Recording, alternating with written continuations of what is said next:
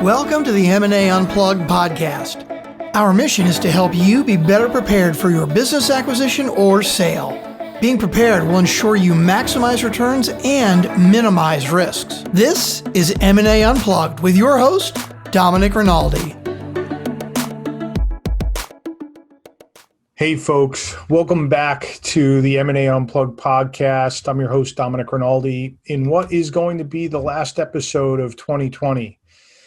What a year it's been. Can't even begin to recount the ups and downs that we've experienced, that our clients have experienced, that we've seen in the marketplace. What is there to say about this year? It's been unlike any year. Luckily and thankfully and gratefully for our firm, this has been our best year ever on record, shattering what was a record year last year. And for those of you that are wondering, how could that possibly be given what's gone on, the M&A market, as I've discussed in previous segments, has remained incredibly resilient. And we are very grateful for this success in, like I said, what has been the craziest year that I can remember. And I would have never thought that anything would rival the Great Recession of 2008. And our podcast has continued to flourish and grow thanks to all of you in the audience who tune in and the growing number of folks who are finding our podcast, and to the guests that have been a part of our journey. And we're really thankful to all of you. And hopefully we're delivering on the promise that we had.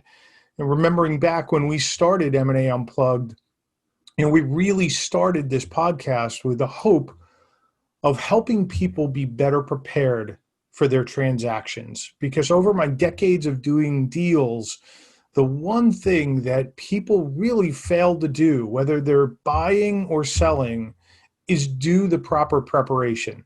They may do part of it, they may do half of it, but they don't do and stay focused on all of the things that will lead to the best outcome with minimal risks.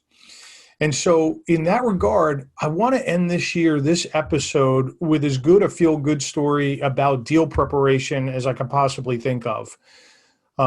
It's rare. We don't typically see that folks do all the preparation and take the time, but I'm going to talk about a client that we represented and brought to market this year, and he had a tremendous outcome.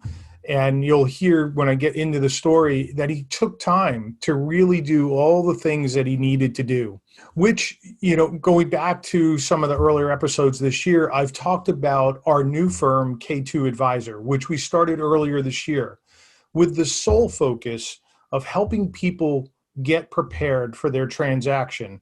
And when they are ready, hopefully using Sun Acquisitions, our deal firm, to then bring them to market to either buy or sell a business. But before I get into today's episode and I talk about this story, I would love to hear from all of you. We're dedicated to bringing you great and actionable content about mergers and acquisitions.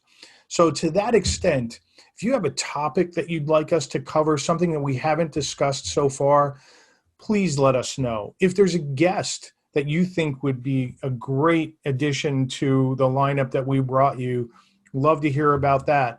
Or if there's any other sort of feedback that would help us bring you better content, I'd love to hear it. Please feel free to send that feedback directly to me at drinaldi@sunacquisitions.com. I really want to hear your feedback and how we can continue to improve the show. Thank you again for being here, and hope you enjoy this story of how preparation can make all the difference. So getting into the story, I first met the owner of this business, Rick Lavin, probably a little over 6 years ago. And Rick had started this business probably 15, 16 years ago. And he built a business that provides disaster recovery for the banking industry. So think about a branch location in a banking industry. And if that branch goes down, for any number of reasons. It could be because they're doing a rehab of the branch and that branch is going to be offline for a couple of months, or there's been a hurricane or a flood or some other disaster and that branch location is going to be down. Rick and his company, Recovery Solutions, provide a mobile banking unit that can do as little as provide an ATM experience or as much as actually provide full tellers. And it's a mobile unit that they'll bring to wherever the disaster has occurred, and they'll put that mobile unit up. It's got all of the proper technology and encryption and cybersecurity technology that's needed to get that bank up and running in a secure way. And when we first met Rick 6 years ago, we did an analysis on his business, and we spent a couple of weeks learning everything we could about the business, breaking down the financials, really diving in and trying to understand what Rick was doing. And Rick wasn't certain at the time that he wanted to sell. He had a number in mind, and certainly if we had hit the number at that time, he was ready to go to market. We did the analysis, we presented it to Rick, and at the end of the analysis, he said, "This is great, but this is not my number. My number needs to be probably double this in order for it to make sense for me to move forward." And it was great because Rick wasn't under any pressure to sell the business. He was having fun. He was still growing the business, and there was still plenty of upside in the business. And so he had the time to really sit back and ask all the right questions. Where am I deficient? How could I grow? Are there things in the operation of the business that I can improve? And so we went through every piece of the business and worked it through with Rick to identify where the areas of opportunity were to improve value. Of course, we started with the financials. How could he improve some of the financial performance? Where would he need to be on an adjusted EBITDA basis in order to ultimately get to where he wanted to be? But there were operational things, things like what the tax ramifications were going to be upon sale and how he could improve that situation. Contracts, how he was drafting and writing the contracts, whether or not they were going to be easily transferable to a new owner. Margins, the velocity of his clients, the length of the client contracts that he had. And so we broke down all of these areas. And so when we were done with that analysis, Rick went on his way, and we agreed to stay in touch. And here's what unfolded. From that point forward, pretty much about the same time every year, we'd touch base with Rick. We'd sit down. We'd do a snapshot again of where the business was at so he could get a sense of what was going on. He'd give us an update on the business and the things that he's done to improve value, whether it was employees or the contracts or his operations or his units, total number of clients. And we do a new snapshot and give him a rough sense of where the new value was. And this went on for pretty much 6 years. And every year we do the same thing and sit down with Rick and we'd go through it and he'd be like, "Wow, this is great. Still not my number." And we were like, "Okay, great. That's fine. It's perfectly fine that it wasn't his number," but he had the roadmap on what to do to get to his number. And I really think this is illustrative of what I talk about in many of the episodes. What my guests talk about is preparation takes time, and it's not going to happen overnight, and you're going to have ups and downs in preparing. You could take 2 steps forward, take a step backwards. And so understanding what you can do and how you can get your arms around your business to improve value early gives you the opportunity to fix all of those things and maximize the value, so that when you are ready, you've got a business that you know you've done everything you can with to get it to maximum value, that you know when you transfer it to a new owner, there's going to be minimal risks for them and for you. And so Rick, religiously every year went through this process. And then lo and behold, at the end of last year, we did the same analysis. And we're like, okay, let's see, maybe this is the year. And Rick was hopeful that maybe this was the year. And sure enough, we did the analysis. He had really improved the operations.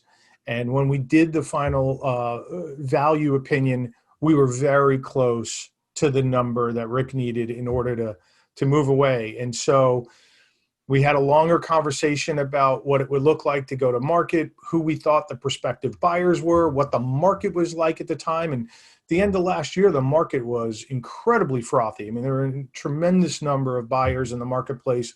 Interest rates were still low, lots of transactions happening. And so that, in combination with a value opinion that looked like we were at the number, Rick agreed, okay, we're ready to go. Let's take this thing to market and let's see if I can go get this done and then move on and go pursue some other interests that he really wanted to do, but was willing to put in the work to make sure that his business got to the point where it made sense for him. I'll give you the rest of the story. I'm going to condense it because I'm going to have Rick on the show at some point in time, and I want him to talk about his experience and what he went through. But in essence, once we knew Rick was ready to go, we packaged up the business. We built all the marketing materials. We identified all the prospective buyers that we thought would be a good fit for the business.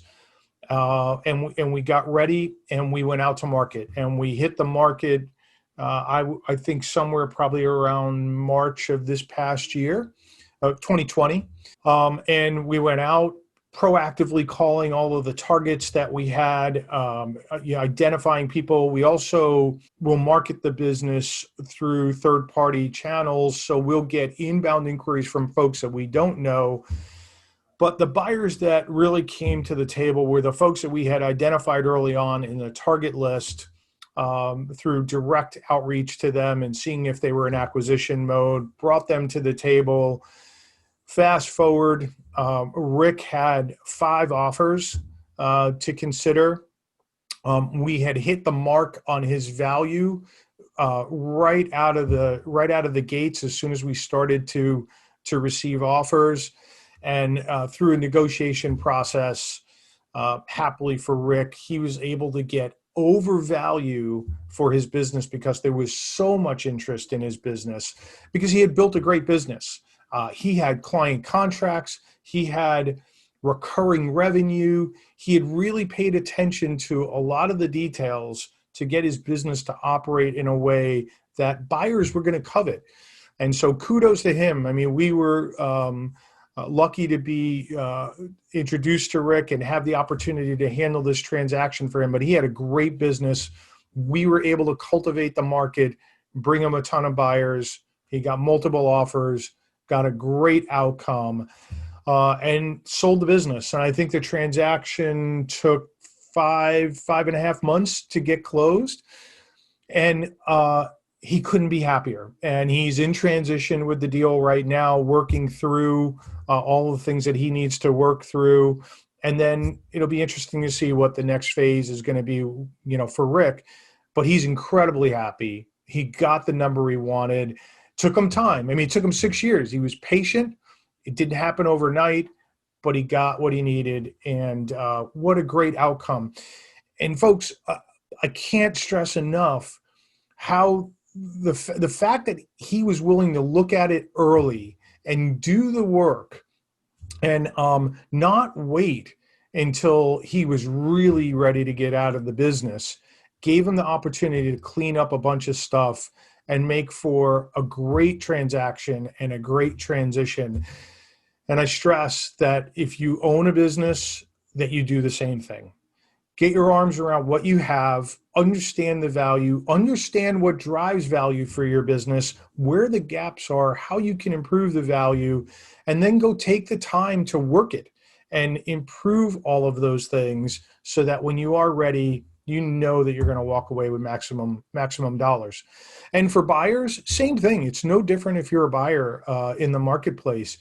Doing your homework ahead of time, which entails a ton of things, believe it or not, having your team in place, having your debt facilities in place, really honing in on what type of business you want to acquire, whether you own a company and you want to add something in, or you're an investor and it's going to be your first investment. Doing all that preparation really matters. And we spend a lot of time on the K2 advisor side, helping people understand what preparation looks like so that when they are ready to do the transaction, they've got the peace of mind to go get a transaction done and know that they're going to maximize their value and minimize their risks. I hope all of you have a tremendous holiday season, and I wish you nothing but the best in the new year. All of the information in today's episode will be available in the show notes. If you enjoy our content, please remember to subscribe and review our podcast. I look forward to seeing you again on the next episode of the M&A Unplugged podcast. And until then, please remember that scaling, acquiring, or selling a business takes time, preparation, and the proper knowledge.